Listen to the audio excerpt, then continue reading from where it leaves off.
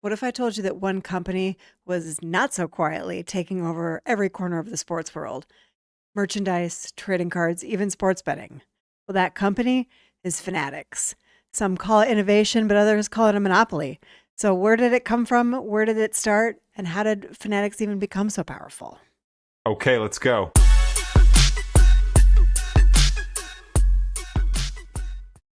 So, what is Fanatics, you ask? Well, back in 1995, two brothers, Alan and Mitch Traeger, opened Fanatics Football, a small sports merchandising shop in a mall. It was boosted by the arrival of the new NFL team in town, the Jacksonville Jaguars. Well, fast forward a bit. 2011, enter Michael Rubin. Rubin had just built GSI Commerce, then sold it to eBay for billions of dollars, 2.4 to be exact. Then immediately spun around, opened up a new business and a new company called Kinetic. Well, inside Kinetic sat this little sports merchandising shop, just waiting to be opened and waiting to be scaled. We know that now as Fanatics. So, a little bit on the financial front. Fast forward to calendar year 2012, Fanatics raised $150 million. They also then turned around and bought their interstate rival, Dreams Inc., for $158 million in cold hard cash, along with $25 million worth of debt towards their company for that purchase. 2014, they brought in Doug Mack, CEO. He really got in with the tech guys, moved them into the Bay Area. So they were really rubbing elbows with Silicon Valley. Then comes 2017. Major moves were made. Fanatics was able to get an investment of $1 billion, led by SoftBank, with investors such as NFL, NFLPA, MLB, NHL, NBA, MLS. So they essentially were able to have money and allies throughout all of the major sports at this point. By 2021, Fanatics wasn't just selling jerseys anymore. They had declared themselves a global digital sports platform. That same year, they co founded Candy Digital alongside Gary Vee and Mike Novogratz, alongside Peyton Manning as well, joining as an investor.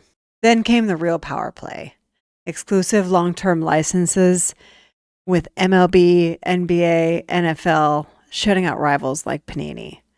In January 2022, Fanatics bought Topps trading card business for around $500 million, instantly controlling baseball cards and more. But Fanatics didn't stop there. In 2022, along with Jay-Z and a few other investors, they purchased Mitchell and Ness for around $250 million, giving them dominance in throwback and streetwear that they hadn't seen in quite some time. With all of that being said, then in 2023, Fanatics beta launched its sports book. By August, it was live in 4 states. In April of 2024, Fanatics closed a $225 million acquisition of PointBet US, giving them immediately scale in the betting industry. But not everything has been smooth. In 2024, the MLB's new Vapor premium uniforms manufactured at Fanatics facilities sparked outrage. See-through pants, tiny lettering, players were furious. Rubin even admitted, we effed up. Fixes are rolling out for 25-26 season. So what is Fanatics really? I mean, you have the good. Think of it like this. It's like an exclusive resort. You don't have to leave. You can get everything you want there. You can get your jerseys, you can get your betting, you can get your trading cards, right? But at the same time, you're potentially squashing the smaller other retailers, the competitors like someone like Leaf, who has a very small portion of the card industry, someone like Upper Deck, that the only licenses that they hold are going to be with hockey and the NHL. So you have the pros. It's a one-stop shop. You have exclusive drops. They Fanatics did raise $60 million for hunger during COVID, one of the biggest digital fundraisers ever. Great. That seems wonderful. But then also, like I said, you have the exclusive licensing. There's questions with lawsuits, even from Panini, asking, how they went about and the practices they used to get those licenses. Um, are they monopolizing, the trading card in the sports industry? That's, those are the questions that are being raised, and there's, valid points on both sides of the fence. So, thoughts on Fanatics, sports innovator, monopolist? Look, at the end of the day, in my opinion, I am an optimist first. They've been around for a long time. Michael Rubin and Fanatics is not somebody that just fell out of the sky, in the last 5 years. They've been around for a long time. I feel like people throw the charity word around a lot to try and get in people's good graces, but Michael Rubin has never really done anything other than been very real and upfront about his desires and his wants. Some people kind of tiptoe around and make themselves try and look a certain way. I feel like he's been maybe to some people to a fault. He's been very upfront about him and what he does and what he likes to do. I think it's cool. I love sports, so I love everything about sports. And seeing something where there's trading cards and there's betting and there's merchandise and there's hats and there's all these different things, you can pick and choose. You don't like to sports bet, that's totally fine. There's many other options. I think with the trading card industry in particular, if it wasn't Fanatics purchasing and taking over, it would have been someone else. So, I feel like they're catching a lot of heat for something that was bound to happen anyways. It just happened to be them. They had the financial means to do so, they had the desire to do so, and they had, the name and the reputation to do so. So, I know there's also, legal ramifications that they're seeing because of this, about the way they went about getting some of these licenses. That's for the legal system to determine. That is not for me to determine. I'm here as a consumer, just like the rest of everyone out here. Whatever happens in the legal case, that's, as I like to say, that is above my pay grade. People have quality control issues with Panini. People have quality control issues with Tops. We're going to have quality control issues with any product that is ever put in front of us. We'll have quality control issues with a microphone, with our car. No product is perfect, but I think they try and put out a good product in everything they do. I think sometimes when people try and expand their brand to so many things that they spread themselves too thin, and you can't succeed. You're kind of okay at a lot of things. You're not great at anything. So they've managed to continue on the merchandise front. Yes, obviously I spoke of their uniform snafu. Not the first uniform snafu we've seen. I mean, we've seen players put on the wrong uniform, their away uniform for a home game. And, it's a meme on the internet and then it's gone. It's not something that we're never going to like this player again because they made a mistake and put on the wrong jersey, So, their mistakes are on such a larger scale. It's easier to look at it through a microscope and judge them based off of that. But their track record of being a business is 20, 25 years almost. But in the scheme of things, think of someone like Levi's. They've been making denim jeans for 150 years or however many. Yes, if they start having quality control issues after 150 years, maybe we turn around and say, hey, maybe you might want to reevaluate your process. But there are going to be kinks worked out for the apparel side. There's going to be kinks worked out for the card printing. There's going to be kinks worked out on the sports book.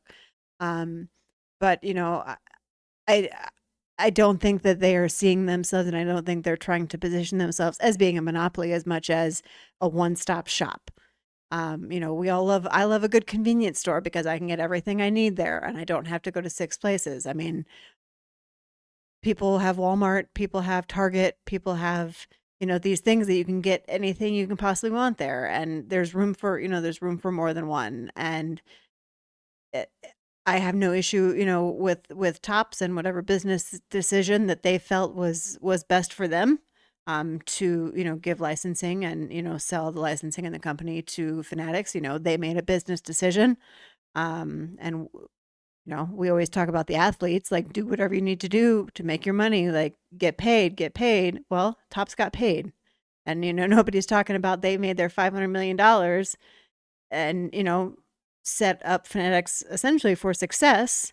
And Panini the same thing, and Fanatics, if they come in and do the things they say they're going to do, give as we would hope to for any company or any person, give them the benefit of the doubt, let them tread through their mistakes. Then you take off the diapers and you put on the big boy pants and see if they can do it. And I think that that's really only time will really tell. what will happen. But like I said, I personally don't have an issue with Fanatics.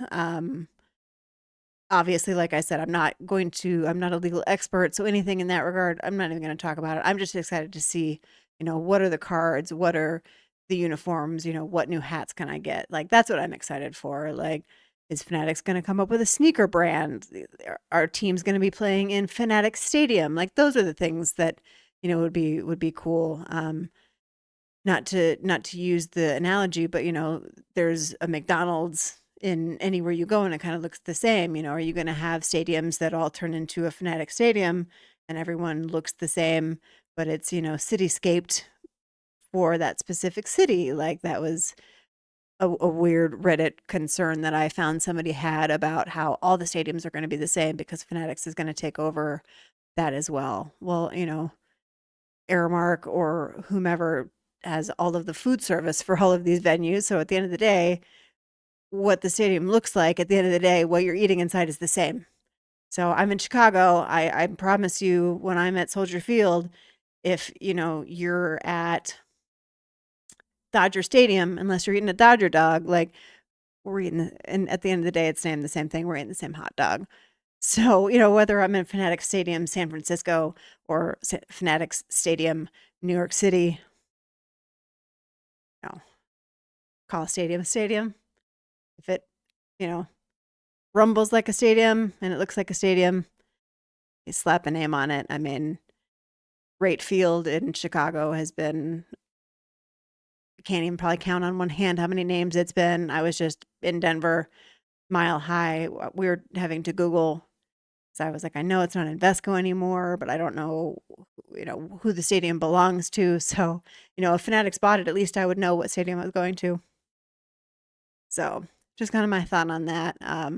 Like I said, at the end of the day, look at it with an open mind. It's just like anything else. I don't think too many people here probably are too scared to go try out a new restaurant.